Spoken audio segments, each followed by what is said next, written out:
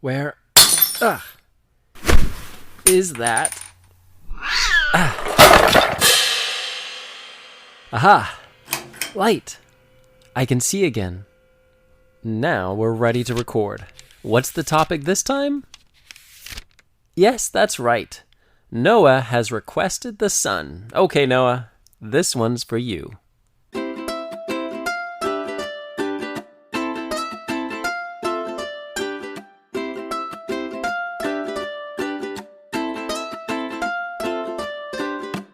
The sun is a star. It's the only star in our solar system. When we talk about the solar system, solar, the root for the word solar is sol, referring to a sun or a star. So our solar system is all of those things revolving or orbiting around our local star or local sun. We call it the sun. Our solar system is part of a greater network called the Milky Way galaxy. It's a galaxy. The reason it's called a Milky Way is because when you look up in the sky in a dark place at night, it looks like this kind of creamy, milky splash through the middle of the sky. It looks like milk, so they call it the Milky Way. What you're really seeing is just a part of the Milky Way galaxy. So the Milky Way galaxy is a spinwheel galaxy, and it spirals out. Well, you're only seeing the narrow part of it. We can't go out and zoom out and see it from its side where it looks like a disc. We see it from inside of ourselves, inside of our own galaxy. So we just see a narrow strip. Inside the Milky Way galaxy are billions of stars. Well, these stars, including our sun, use hydrogen as fuel. Hydrogen is a gas. Hydrogen is all over the universe. In fact, there's more hydrogen than any other element. It is the most common element in our universe. The larger stars in our galaxy burn through hydrogen faster. Our sun, our local star, has about 5 billion years worth of hydrogen left.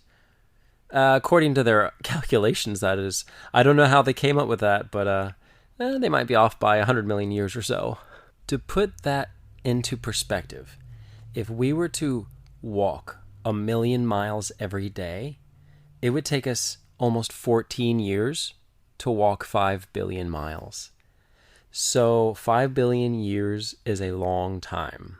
Our sun is 93 million miles away from Earth. The perfect distance. If it were closer or farther away, it would be disaster. If we were closer, we would burn to death.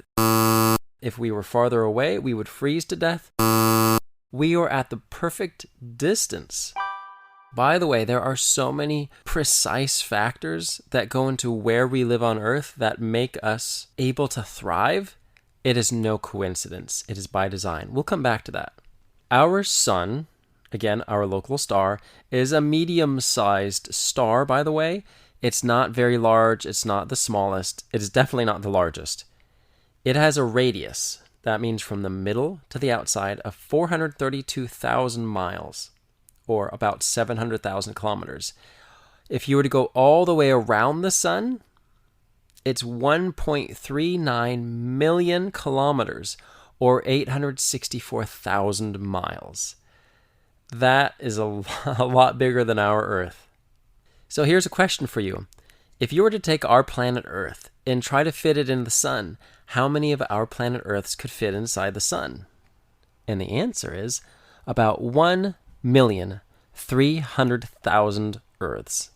That's a lot. Our whole solar system is moving through the universe at an average speed of about 450,000 miles per hour, or 720 kilometers per hour. And even though we're moving fast, we don't really feel it because we're just on the planet moving.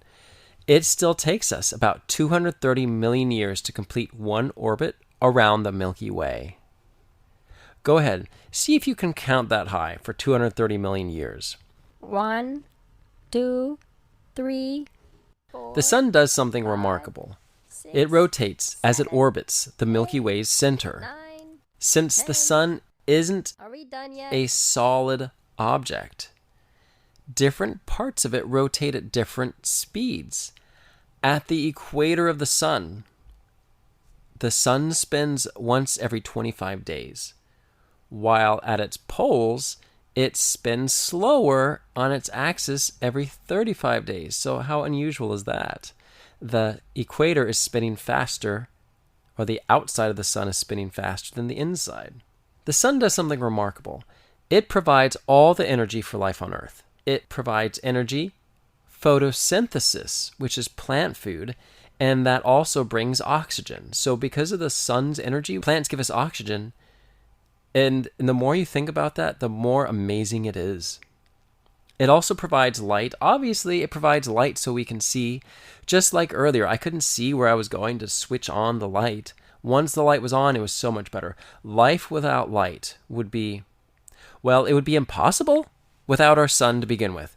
But even if we could live and not die from the cold and lack of plant food and all the rest, it would be mostly miserable.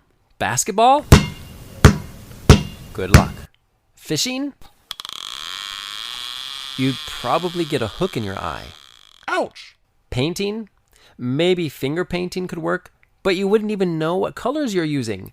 It would just be terrible.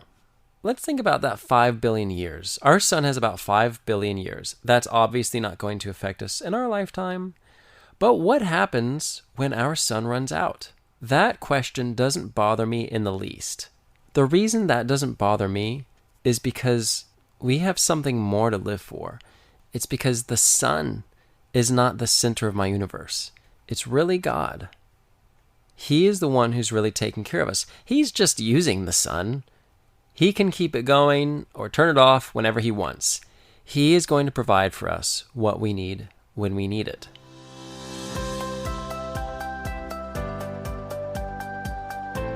It is no coincidence that our planet is the exact distance from the sun that we need. It didn't just happen. It was by design. We were designed to live and thrive here. There are far, far, far too many miracles that need to line up exactly for us to exist, that it's just no accident. It's no coincidence. Mathematically, it is impossible that we are alive, that there is human life. We do not live a purposeless existence. We were designed to love and be loved, to belong, discover, and grow. Your life, no matter who you are or where you live, has meaning and purpose. In the Bible it says, "For I know the plans I have for you, declares the Lord, plans to prosper you and not to harm you, to give you a future and a hope." That's from Jeremiah 29:11. So don't worry about the sun. There is someone behind it all who is taking care of us. We were designed. He put us the exact spot away from the sun where we need to be to have life. It is no coincidence. We have a God of love who knows how to take care of us. Now we have a mystery sound. It's been a long time since we've had a mystery sound, and here it is.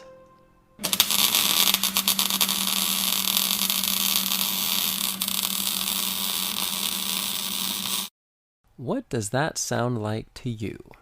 Find out on our next episode. I'm Moose Jaw Matt.